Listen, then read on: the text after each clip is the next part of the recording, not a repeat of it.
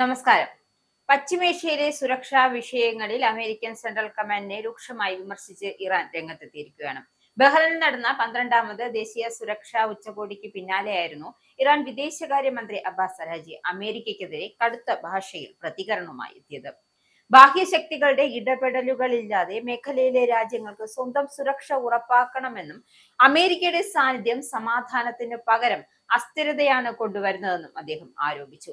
Bahrain പ്രതിരോധ സേനയുടെ ആതിഥ്യത്തിൽ നടന്ന ഉച്ചകോടിയിൽ കമാൻഡർ അഡ്മിറൽ ബ്രാൻഡ് കൂപ്പറിന്റെ നേതൃത്വത്തിൽ Syria, Lebanon, Saudi Arabia, UAE ഉൾപ്പെടെ 12 രാജ്യങ്ങളിലെ സൈനിക നേതാക്കൾ പങ്കെടുത്തു. ഹോർമൂസ് കടലിടുക്കിലെ കപ്പൽ ഗതാഗതം സുഗമമാക്കുന്നതിനും വ്യോമ പ്രതിരോധ സഹകരണം ശക്തമാക്കുന്നതിനുമായാണ് ഉച്ചകോടി ഊന്നൽ നൽകിയത്. എന്നാൽ ഈ സമ്മേളനം പശ്ചിമേഷ്യൻ സുരക്ഷയെ ശക്തിപ്പെടുത്തുന്നു എന്ന വാദത്തെ ഇറാൻ തള്ളിക്കളയുകയാണ്.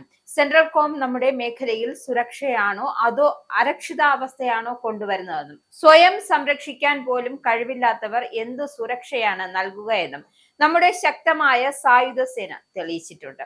അരാഗ്ചി എക്സിലൂടെയാണ് ഇക്കാര്യം വ്യക്തമാക്കിയത്.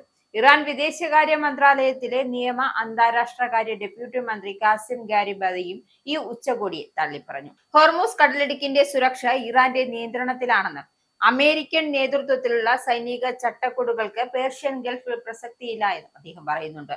പശ്ചിമേഷ്യൻ രാഷ്ട്രീയത്തിൽ അമേരിക്കയും ഇറാനും തമ്മിലുള്ള പോര് വീണ്ടും രൂക്ഷമാകുന്നതായാണ് ഈ പുതിയ സംഭവ വികാസങ്ങൾ ചൂണ്ടിക്കാട്ടുന്നത്. മേഖലയിലെ സമുദ്രപാതകളുടെ സുരക്ഷയെ ചൊല്ലി ഇരുപക്ഷവും ചില അവകാശവാദങ്ങൾ ഉന്നയിക്കുകയാണ്. വരും ദിവസങ്ങളിൽ സംഘർഷങ്ങൾക്ക് വഴിവെച്ചേക്കും, ഈ അവകാശവാദങ്ങൾ വരും ദിവസങ്ങളിൽ സംഘർഷാവസ്ഥയ്ക്ക് വഴിവെച്ചേക്കുമെന്ന ആശങ്കയും ശക്തമാണ്. ബാഹ്യശക്തികളുടെ ഇടപെടലല്ലാതെ പ്രാദേശിക രാജ്യങ്ങൾ കൈകോർക്കുന്ന ഒരു സുരക്ഷാ സംവിധാനമാണ് വേണ്ടതെന്ന് ഇറാൻ ആവർത്തിക്കുമ്പോൾ സെൻട്രൽ കോമിന്റെ നേതൃത്വത്തിൽ നടക്കുന്ന അല്ലെങ്കിൽ അതുവരെ നിർത്തിയാക്കിയിട്ടുള്ള ഇത്തരം കൂടിച്ചേരലുകൾ, സെൻട്രൽ കോമിന്റെ നേതൃത്വത്തിൽ നടക്കുന്ന ഇത്തരത്തിലുള്ള കൂടിച്ചേരുകൾ അമേരിക്കൻ സ്വാധീനം നിലനിർത്താനുള്ള ശ്രമമായിട്ടാണ് പൊതുവെ വിലയിരുത്തുന്നത്. എന്തായാലും പശ്ചിമേഷ്യൻ സുരക്ഷാ ഭൂപടത്തിൽ ആരുടെ വാക്കാണ് നിലനിൽക്കുക എന്നത് വരും ദിവസങ്ങൾ ലോകം ഉറ്റുനോക്കുന്ന വലിയൊരു ചോദ്യം കൂടിയാണ്. അതേസമയം ഹോർമൂസ് കടലിടുക്കിലെ എല്ലാ എണ്ണ കപ്പലുകളും തങ്ങൾ നിർദ്ദേശിച്ച നാവിഗേഷൻ പാത കർശനമായി പാലിക്കണം എന്നാണ് ഇറാന്റെ സംയുക്ത സൈനിക കമാൻഡറായ ഖത്തം അൽ അൻവിയ മുന്നറിയിപ്പ് നൽകുന്നത്. വ്യാഴാഴ്ച സർക്കാർ ടെലിവിഷനിലൂടെയായിരുന്നു ഇത്തരത്തിലുള്ള മുന്നറിയിപ്പ് എത്തിയത്.